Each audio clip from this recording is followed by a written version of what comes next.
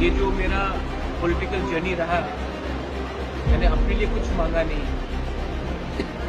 मैंने अपने लिए एक पोस्ट नहीं मांगा, एक पद नहीं मांगा, हमने कुछ नहीं मांगा। हमने सिर्फ अपने त्रिपुरा लोगों के लिए, जो एससी लोग हैं, जो जनजातीय त्रिपुरा, उनके लिए हमने कुछ मांगा है। अगर वो गवर्नमेंट ऑफ इंडिया नहीं देना चाहती तो वो उनका डिसीजन।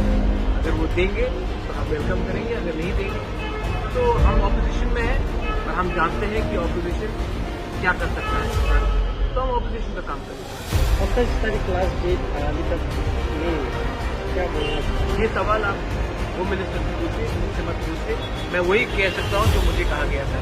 मैं अपने लाइन में जो मुझे बोला गया था, अब अगर उनको कुछ करना है तो हम वेट करेंगे, लेकिन अगर नहीं करेंगे तो हम भी अपने एमएलए एमपी से बात करके आने वाले दिन में हमको क्या करना है उसके बारे में आपने 24 घंटे का अल्टीमेट दिया था, जाने वाले थे।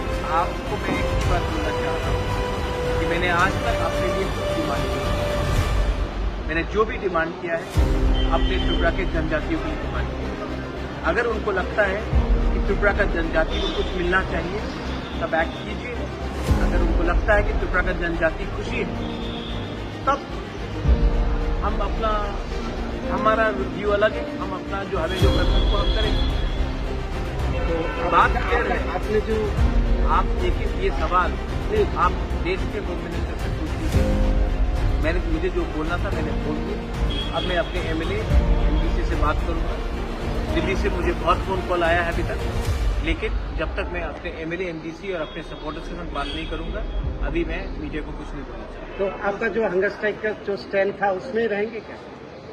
दिल्ली से बहुत फोन कॉल आया है। अगर आपको भी मेरे साथ हंगर स्ट्राइक में ज्वाइन करना है तो यू आर मोस्ट वेलकम।